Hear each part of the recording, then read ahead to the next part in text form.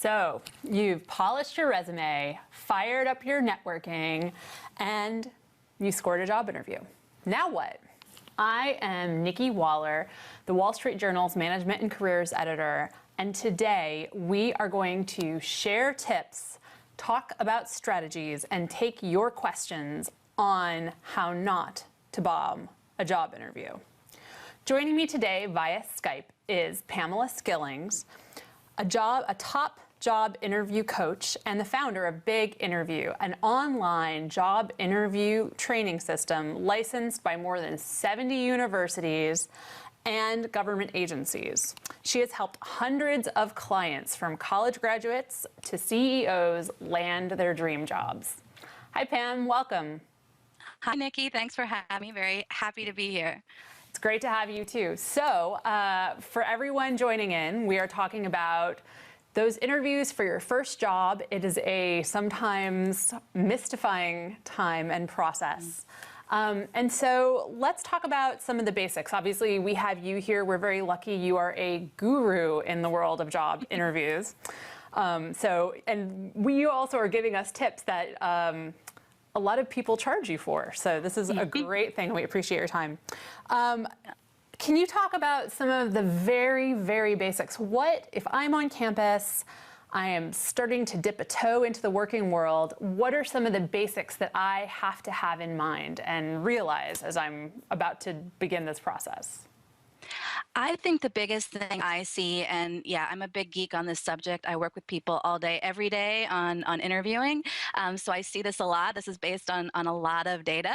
The biggest mistake that I see, and especially I think for people who are new to interviewing, people who are still in school or new grads, soon to be grads, is lack of preparation. And I'm not talking about memorizing answers or being a robot in the interview, because that's too far in that direction. But I think a lot of people feel like, hey, it's just a meeting. Yes, it's an important meeting, but I have good communication skills. I'm smart. I'll go in there. I'll wing it. It should be fine, right? And you know, most of the time, you could have been a lot better if you'd just done some simple preparation, research, self-analysis, and just thinking about the key points that you want to make. This is an important meeting. You're going to have limited time, so being strategic about what you want to communicate. I think that's absolutely right. So if you guys are taking notes, rule number one from Pam is no winging it, or limited winging it. What are some of the ways that people can prepare themselves for different types of interviews too? I mean, there's the spectrum of the informational interview, and then there's also the on-campus sort of coffee interview, and then there's, of course, the more formal one. Can you talk a little bit about ways that people should prepare and what their expectations should be? Absolutely. I think there are definitely some core things that if you get real comfortable with some core questions and topics, it's going to serve you across the spectrum, whether it's phone, Skype, on-campus, informational. You know, there are some key points that you need to be really comfortable talking about yourself. And most of us don't talk about ourselves this way in real life, and that's why winging it is hard. So regardless of the type of interview, and you know, there are special things you can do for phone, there are special challenges based on format, but across the board, I think focusing on the key topics, the key questions. And I saw in the pre-session questions that you shared with me, a lot of these coming up, a lot of these key themes that I recommend people work on. So that, you know, that basic tell me about yourself, that open-ended first question, talking about strengths, talking about weaknesses, talking about your experiences, your behavioral stories. So I think across the board type of interview, focusing on these core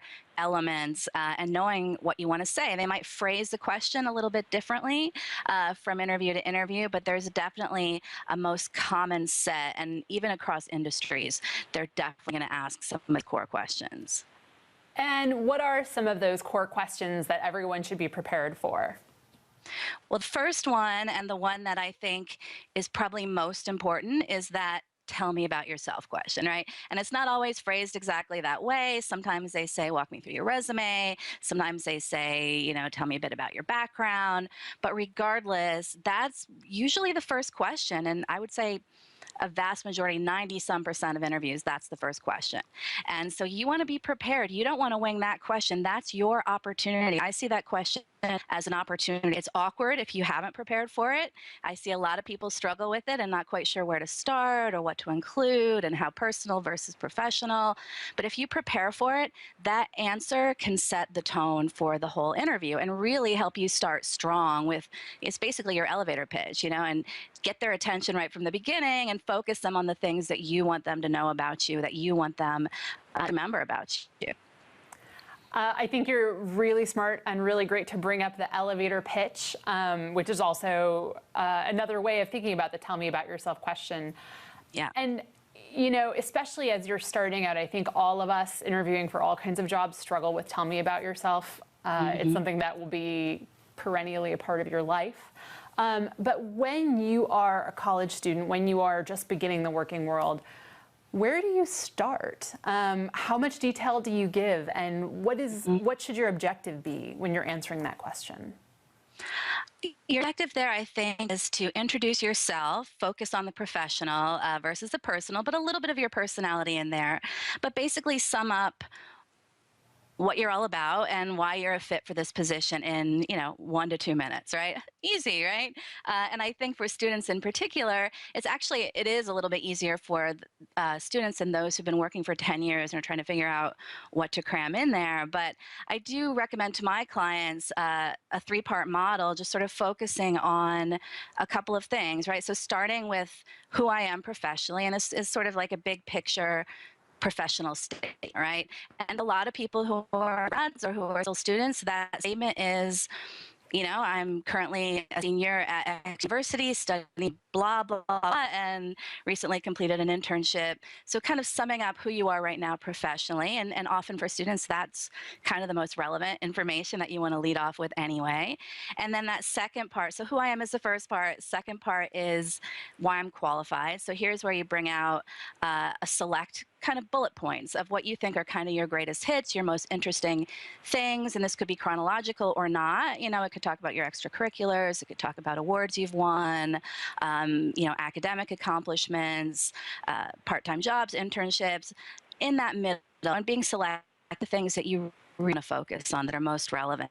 And then I think it's wise to wrap the answer up. Part 3 is why I'm here. And this could be really simple. It could just be, I'm really excited about this opportunity because I think it's a great company and an excellent match with my background, right? It just gives you a way to make your interest very clear and also to end the answer in a nice, crisp, purposeful way instead of kind of trailing off, which is what they'll do. They go on and on. Sometimes people start, I was born, I was raised, I went to kindergarten, and then they kind of trail off at the end like, I guess that's it. I don't know. Is there anything else you want to know about me? And that just kind of makes you look unfocused and not as confident as if you're able to really kind of end in a purposeful way. I think that's a great strategy, and I know we had this, Skype is a mythical beast, and so for just to recap, because we had some audio going in and out there, the 3 big components are: number 1, who I am and where I am in my life; number 2 is why I'm qualified for whatever job we're talking about; and 3 is the crisp and well, 3 is why I'm here, how this connects to your broader life goals, and then a crisp and purposeful finish. Yes. So, perfect summary. Yes. So nothing about, in kindergarten, I discovered a love for the finger paints. We got a lot of questions from people ahead of time for this session, more than 120. And I have to say, probably, we looked at these together, a real big chunk, maybe a quarter of them, wanted to know how to answer the questions about what is your greatest weakness? Yeah, and what is your greatest strength? How do you counsel people to master and answer those responses? Great. Yeah, I think these also kind of fall in that group of questions that everybody should be prepared for, regardless of the type of interview. And for different reasons, I think you want to be prepared to talk about your strengths because, hey, those are your selling points and you want to get comfortable with it, especially if you're a little bit more modest by nature. And I know I work with a lot of people who are maybe a little more introverted or they just aren't people who are comfortable saying I'm great, just because of their personality or how they've been raised. And so that's why I think it's really important to prepare for that strengths question in advance, actually writing down a list of your core strengths, at least 5, force yourself at least 5, maybe more. And for each of those strengths, capturing a proof point. I call it a proof point, but it's either an example that demonstrates that strength from your past, a brief example, or sort of a general description of your background and what you've done that demonstrates that, if there's not sort of one example that shows, you're a great team player, for example. So having those strengths defined, prioritized, and getting comfortable practicing them, and you'll hear, I do feel practice is hugely, hugely, hugely important in addressing all of the things that can go wrong in the interview. It helps you eliminate fillers. It helps you avoid, blanking out, nerves, all kinds of stuff. And it also helps you get comfortable talking about how you are in your own voice, even if that's not your comfort zone. So strengths also applies a lot of questions. They may ask it that way. They may ask, what are your strengths? They may also ask, why are you a fit for the role? Or why should we hire you instead of all these other brilliant people we're talking to? All of those are basically asking you, sell me on your strengths. So that's strengths. Awesome. And so the idea, and I think this is good for job seekers of all ages, depending on who's watching, is to have really close at hand 5 strengths and a proof point for each that really illustrates. So in the parlance of journalism, you're showing and not just telling people about your strengths. Exactly. And practice that over and over and over again. And I think that's I think you make a good point about practice. It's a hard thing to do. Yes. And it can feel a little bit silly, but it's often the differentiator between who gets the job and who doesn't. Yeah, and it can solve a whole list of problems. And I see it every day because I work with people over the course of a couple of sessions, and even within one coaching session, the difference between the beginning and then having practiced a few times in terms of projecting confidence, knowing what you're talking about, remembering the key points, and dealing with, little, nonverbal things. When you're nervous and you're wondering about what you're going to say next, those nonverbal tics come out, right? You're avoiding eye contact, or you're shifting around, or you're, doing other things, those little habits that come up. So yeah, I'm a huge, huge believer in practice. And actually that's a big part of what Big Interview is. It's got a lot of information on there too, but we do have a tool where people can practice with their webcam and in the privacy of their own home, so that it's not quite so awkward. Of course, you can totally practice with a friend or a mentor, but you can also practice on your own now. Technology makes it possible to avoid some of that awkwardness if you want to just do it by yourself. So Pam, what's your greatest weakness? So this one also very important, and for different reasons, right? I don't think this still comes up surprisingly often. A lot of people will say, this is an old school question, it's such a cliche, it doesn't make sense to ask because everybody's prepared for it, but so many companies still ask this question. So you need to be prepared for it, just like you need to be prepared for any other potentially tricky or negative question. So that might also include if you've got a gap on your resume or a low GPA or something of that nature. You want to practice any of those in advance. And so I recommend everybody be prepared with a weakness to talk about. And I also recommend, the biggest mistake I see made here, aside from saying you have no weaknesses at all, which is definitely not the right move, but I also see people, there's some advice floating out there about turn a negative into a positive. You say, I worked hard, I'm too committed, I'm too good looking, whatever, right? Nobody buys that. Maybe it worked once, 10 years ago for somebody, but nobody buys that anymore. You do have to pick out a real weakness, something that you could work on. And it's important to pick, what I would say is a good one, right? So one that's not a red flag, right? So if you're interviewing for accounting and you say you hate math, that's going to be a problem, right? You want to pick something that is relatively mild, related to the job at hand, and also that you can definitely improve in, right? It's not some inherent fundamental flaw. It's something that you can and are working on, right? So mention it briefly, right? Describe it briefly. And then, really important, kind of the biggest thing to do here is talk about how you're already working on this, right? You've already taken a class, you've already worked with your mentor, you've already taken on a project to get more experience in this area. This shows that you're self-aware enough to know that, hey, yes, you do have weaknesses, and you're also someone who's driven to improve yourself. So you've identified a weakness, and you're already working on getting better. So to recap, because again, we have a little bit of an audio hiccup there, you got to pick a real weakness. I know Pam does a lot of interview coaching as the Wall Street Journal. I talk to a lot of hiring experts, and I also interview people myself for jobs. And we are on to you if you are saying that you work too hard or sometimes you care too much about your job. That doesn't cut it. So find a real weakness, but not something that will also have the interviewer calling the security guard midway through the interview. You know, the next most popular question that has come up, I think, is that answer. And I think this is especially hard to do when you are on the precipice of graduating college.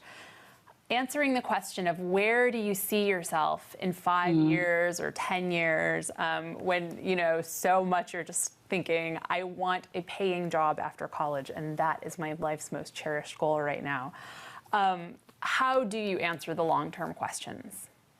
Yeah, this is one of those questions too, I guess, like weakness in some ways that, yeah, nobody knows where they are going to be in 5 years, right? It's absolutely not something that anyone could answer with complete accuracy. So why do companies ask this question? And that, of course, gives you some insight into how you should answer it, because if you can get into the head of your interview with all of these, with any question, if you kind of understand why they're asking this, it's going to help you figure out a smart answer. And so the reason they're asking you, where do you see yourself, whether it's 5 years, 10 years, whatever, is because they're trying to get a sense of your goals and your plan for your career, and make sure the position fits into that. They want to make sure you're serious about this career path, and therefore, if they hire you and they spend the time and effort and budget to bring you on board, to train you, et cetera, that you're not going to leave in 6 months because this isn't really what you wanted to do. You just kind of wanted a job, right?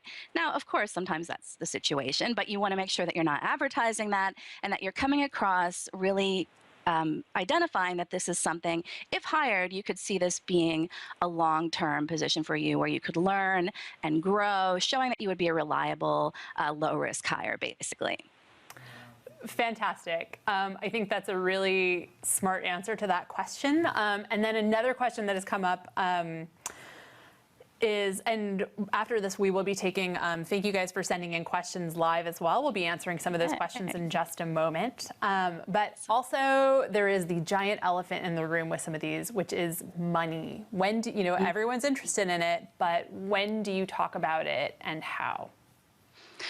Well, my recommendation is always to wait to talk about it as long as you can, right? As in any negotiation, anything that involves money negotiation, the person who names a number first is going to be at a little bit of a disadvantage, right?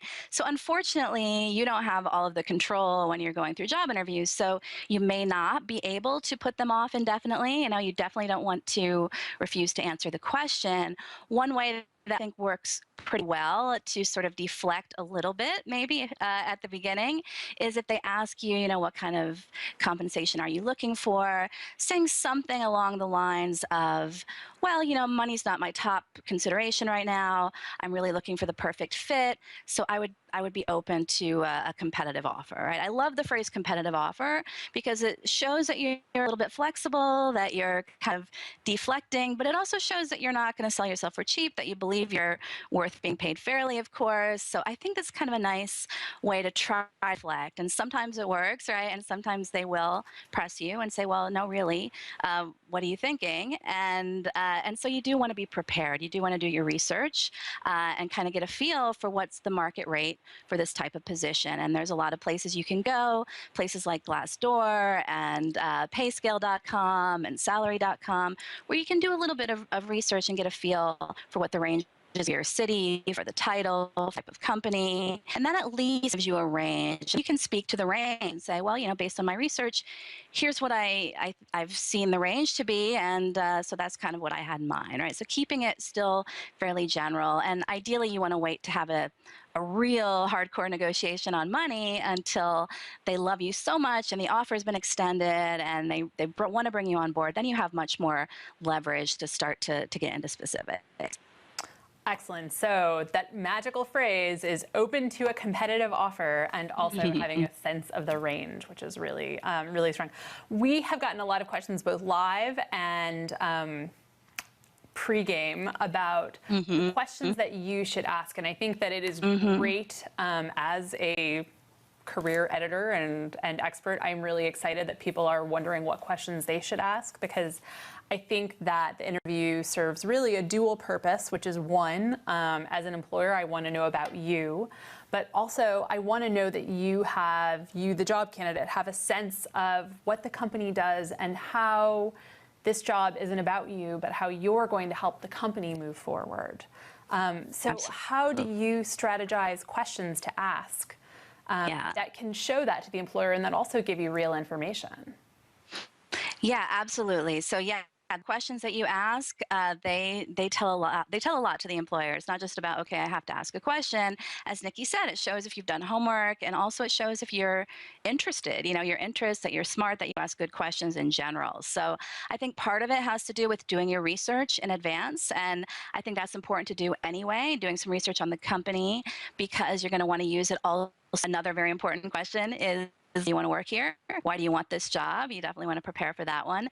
And so doing that research will prepare you for both those types of questions and also to be able to ask smart questions at the end of the interview. So taking a look at recent press releases, recent mentions in the press of the company, interviews with their executives, information about their products, their marketing campaigns, sort of depending on what division you're interviewing for. So being asked something based on recent news about the company, recent initiatives is great. Is that you kind of know the space, and you've done work, and it's not always possible, right? So it's good to have some general questions prepared in advance, just in case they address that question or you need more. So it's good to have general questions prepared as well, just in case. But you want to steer clear of anything that seems too self-serving, especially early on, right? Anything about vacation, when am I going to get promoted? Do you pay for relocation?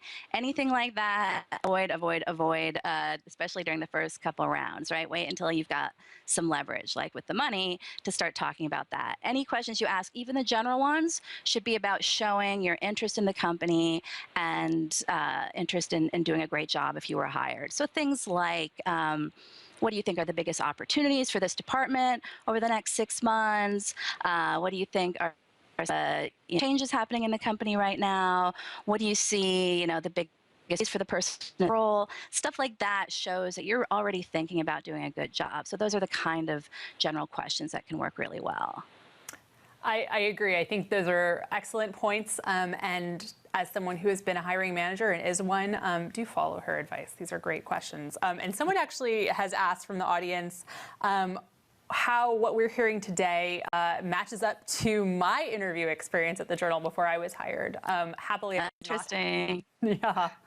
Happily, I was hired not right out of college at the Journal, but it was about 7 years ago. And I think everything that we're talking about today holds totally true, especially that sense that we're just talking about of understanding where the company is at and where it wants to go, especially because I joined the company in a digital position. I was able to ask a lot of questions about what they saw as some of the obstacles and what were some of the strategic plans in the next several months that would help the Journal get where it wanted to go. And asking those questions also allowed me to sort of sell myself in that context too. So that's the other great upside of asking these kind of questions, is that you can say, well, that's awesome that you guys want to grow this part of the business because I have this experience doing this, or an internship doing that, or, in my classes, I have worked on projects that look at this, and I think I have access to some of the best and most freshest information on these points. And that actually, I did want to ask you, Pam, this kind of camp in a roundabout way here, but is it a good idea to talk about your coursework in interviews, or does it make you seem less experienced than you really might be?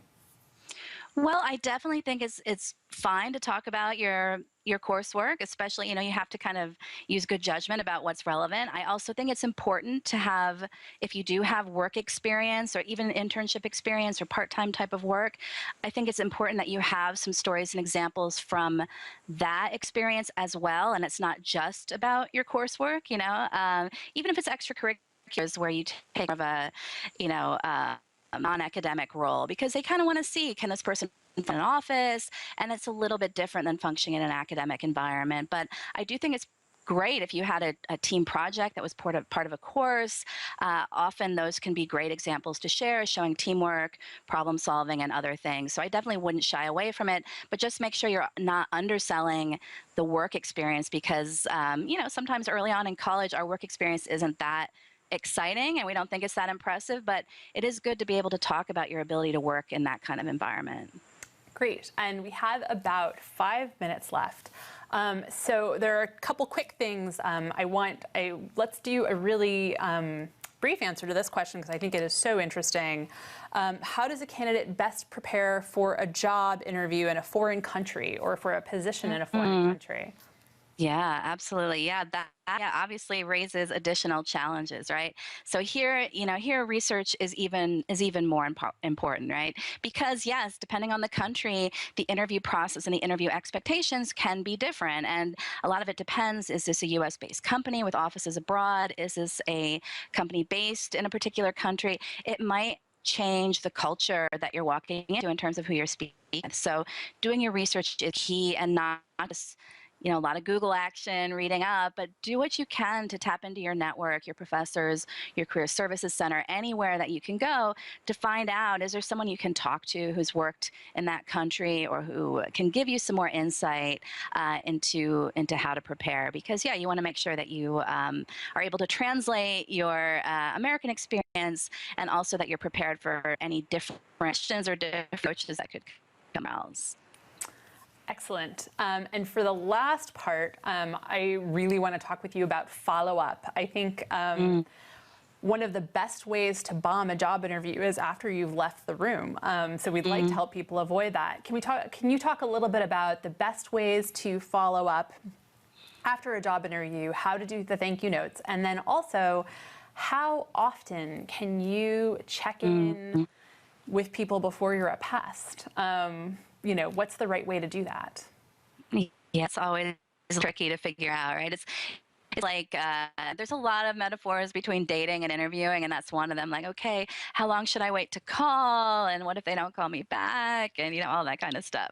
So I guess the first point about following up, absolutely you need to send a thank you note. And I'm a big believer in sending an email thank you note right away, right? It's within 24 hours. It shows that you're excited. It shows that, you're prompt, that you respond quickly. And so I think having a quick email thank you doesn't mean you also send something by mail, a handwritten note. We can talk about when that might make sense, but I think you always want to send an email thank you note immediately. And it should, it can be very simple. I think, you want to thank them for their time.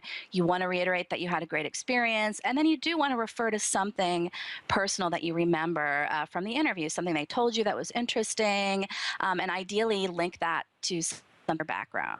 I'm so excited to hear about your plans for the digital division, and I really think that my background at XYZ company would be a great fit for you. I bring my experience doing, ABC into the campaign. So being able to address some of that, something personal, something specific, if you can, and then wrapping up by further expressing your interest. I'm really looking forward to hearing from you. Please let me know if I can answer any questions, something along those lines. It can be pretty simple. You don't want to overwhelm them with a huge block of text that they probably aren't going to read it anyway. But if you keep it fairly short and personal, and make it clear that it's not just a form note, I think that's probably your best. Excellent. All these are very, very wise words. We are just about out of time. Thank you, everyone, for joining us today.